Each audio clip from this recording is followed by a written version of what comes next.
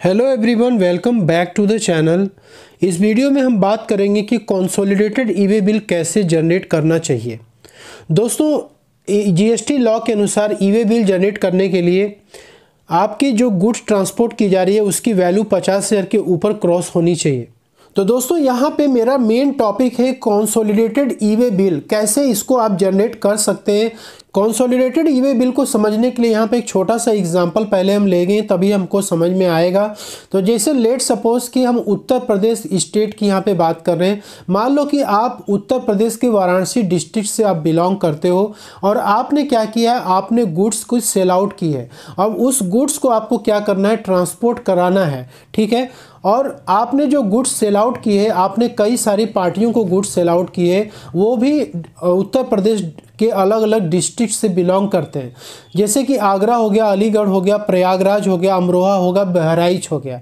अब इन डिस्ट्रिक्ट्स में आपने क्या किया हुआ है, कंसाइनी को माल सेल किया होगा, यानी कि जो बायर आपका है, जो आपका रेसिपिएंट है, वो इस डिस्ट्रिक्ट को क्या कर रहा है, बिलोंग कर रहा है।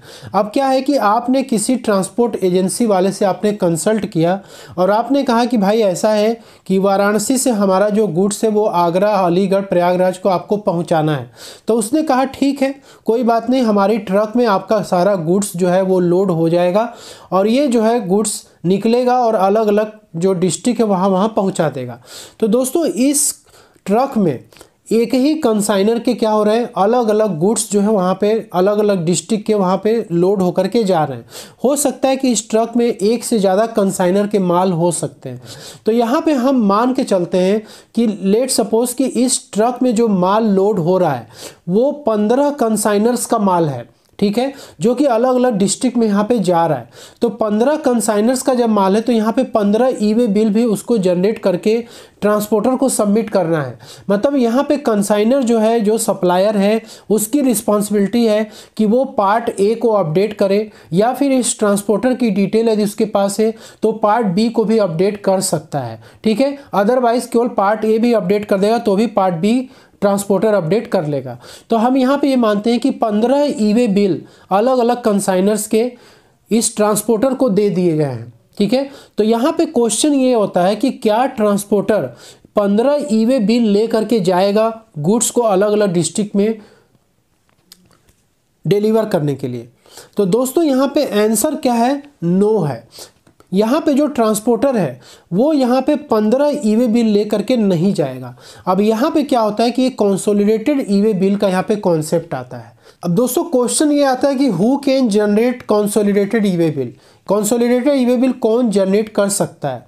यदि आप एक सप्लायर हैं और आपके पास ट्रांसपोर्ट करने का साधन है, आपके पास ट्रक खुद का है, आपके पास कोई जो है नॉर्मल कार्गो हो सकता है, तो आप ट्रांसपोर्ट करा सकते हो और आप consolidated e way bill generate कर सकते हो, ठीक है। आप लेट सपोज कि आपके एक ही डिस्ट्रिक्ट में कई सारे शॉप्स हैं और उस शॉप्स में अलग अलग शॉप पे आपको अलग अलग ऑर्डर मिला हुआ है, अलग अलग डिस्ट्रिक्ट में ट्रांसपोर्ट कराना है। तो आप क्या कर रहे हो, अपने उस सारे शॉप्स पे जो भी ऑर्डर मिला है सारा गुड्स आप एक ही ट्रक में आप लोड करा करके अलग अलग जगह पे आप ट्रांसपोर्ट करा रहे हो। तो उस केस में आप consolidated e way bill generate कर सकते हो। ज़्यादातर केसेस में ट्रांसपोर्टर के द्वारा ही consolidated e way bill generate किया जाता है, क्योंकि ये ट्रांसपोर्टर क्या करते हैं, एक ट्रक में कई सारे कंसाइनर्स के माल को लेके जा रहे होते हैं।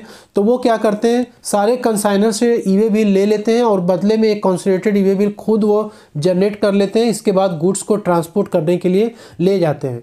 अब कंसोलिडेटेड ई वे बिल को जनरेट करने के लिए रिक्वायरमेंट क्या होती है, तो यहाँ पे जैसे मैंने बताया कि जितने भी कंसाइनर्स के माल उस ट्रक में लोड हो रहे हैं उतना ई वे बिल्स की रिक्वायरमेंट पड़ती है। यदि मान लीजिए 10 कंसाइनर का माल जा रहा है तो 10 ई वे बिल की जरूरत पड़ेगी, 15 जा रहा है तो 15 ई वे बिल की जरूरत पड़ेगी। उसके बाद ही यहाँ पर consolidated e way bill generate हो पाएगा। अब क्वेश्चन ये होता है कि कंसोलिडेटेड ई वे बिल की वैलिडिटी पीरियड क्या होती है। आपको पता है कि यदि कोई ओवर डायमेंशनल कार्गो है तो 20 किलोमीटर एक दिन की वैलिडिटी मिलती है। उसके बाद एडिशनल 20 किलोमीटर पे एक एडिशनल डे मिलता है। वही नॉर्मल कार्गो यदि है तो 200 किलोमीटर का प्रोविज़न है, एक दिन के लिए वैलिडिटी मिलती है। यदि एडिशनल 200 किलोमीटर चलता है तो एडिशनल 1 डे मिलता है। तो यहाँ पर क्या होता है, जो आपका इंडिविजुअल ई वे बिल है जिसके आधार पे कि consolidated e way bill generate हुआ है, तो इंडिविजुअल ई वे बिल में जो भी डेस्टिनेशन मेंशन की गई है उस डेस्टिनेशन में जितने किलोमीटर्स आपका आ रहा है उसके आधार पे ही वैलिडिटी काउंट होगी। कंसोलिडेटेड ई वे बिल का एज सच कोई भी वैलिडिटी पीरियड नहीं होगा, सिर्फ और सिर्फ उसमें जितनी भी ई वे बिल्स आपकी रिकॉर्ड हुई रहेंगी उसके ऊपर जो वैलिडिटी अप्लाई होगी वही consolidated e way bill pay भी अप्लाई होगी। Consolidated e way bill generate करने के लिए आपको कहीं भी जाने की ज़रूरत नहीं है, आप खुद अपने से consolidated e way bill generate कर सकते हैं। आपके पास रिक्वायरमेंट बस ये है कि आपको ई वे बिल पोर्टल पे अपना रजिस्ट्रेशन ज़रूर से करा लेना है।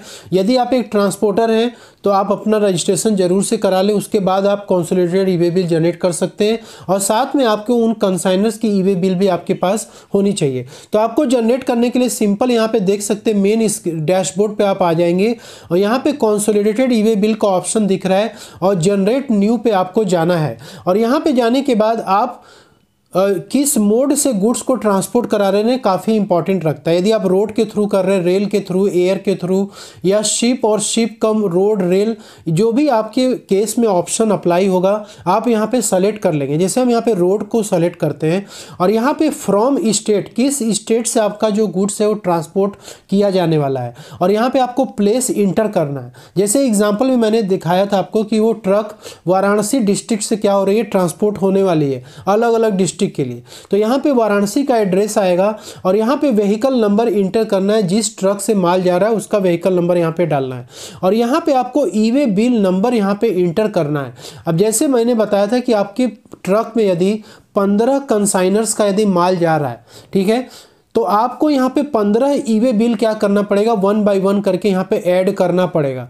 जैसे मैंने आपको यहाँ पे दिखाया था एक ई वे बिल आपका मान लीजिए कि जनरेट हो गया ई वे बिल, तो आप इस ई वे बिल में ये जो ई वे बिल नंबर है, ये ई वे बिल नंबर आपको क्या करना है, यहाँ पर इंटर करना है। यहाँ पे ई वे बिल इंटर करने के बाद आपको टैब प्रेस करना है अपने कीबोर्ड से। जब आप टैब को प्रेस करेंगे तो यहाँ पे पूरी की पूरी डिटेल्स यहाँ पे आ जाती है। तो जैसे ही आप टैब पे प्रेस करते हैं आपको यहाँ पे पूरी डिटेल्स आ जाती है ई वे बिल की, जो कि पहले से ऑलरेडी जनरेटेड है। जैसे यहाँ पे ई वे बिल का डेट आ जाता है, जनरेटेड बाय जीएसटी नंबर यहाँ पे आ जाता है, जिस कंसाइनर्स का यहाँ पे होगा जीएसटी नंबर वो कंसाइनर की डिटेल यहाँ पे जीएसटी नंबर आ जाएगी, उसकी इनवाइस नंबर और डेट आ जाएगा, इनवाइस अमाउंट, सोर्स और वैलिड अनटिल। यहाँ पे देखिए ई वे बिल के अकॉर्डिंग ही यहाँ पे वैलिडिटी आपको दिखा देगा। कंसोलिडेटेड ई वे बिल से कोई मतलब नहीं है, आपका जो यहाँ पे ई वे बिल आप ऐड करते जाएंगे उस ई वे बिल के अनुसार यहाँ पे वैलिडिटी आपको शो कर देगा। तो यहाँ पे आपको सिंपली ई वे बिल लिख करके और आपको टैब प्रेस करना है। इसके बाद दूसरा ई वे बिल नंबर डालेंगे, टैब प्रेस करेंगे, यहाँ पे डिटेल आ जाएगी। तीसरा ई वे बिल नंबर डालेंगे, टैब प्रेस करेंगे, आ जाएगी।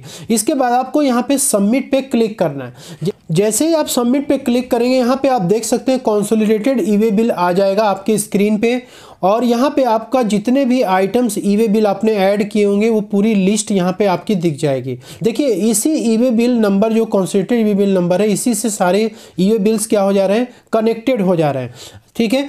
तो आप क्या करेंगे, इसी कंसोलिडेटेड ई वे बिल्स को एक ट्रांसपोर्टर जो है ले करके गुड्स को ट्रांसपोर्ट कर सकता है। तो दोस्तों आई होप कि आपको कंसोलिडेटेड ई वे बिल का ये कॉन्सेप्ट क्लियर हो गया होगा।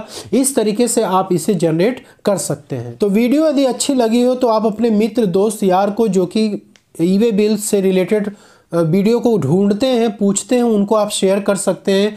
और इसके बाद चैनल पे नए तो सब्सक्राइब कर लीजिए। वीडियो अच्छी लगी तो इसे लाइक और शेयर जरूर कर दीजिए। तो मिलते हैं अगले नेक्स्ट वीडियो में, तब तक के लिए जय हिंद, जय Bharat. Thank you so much for watching this video.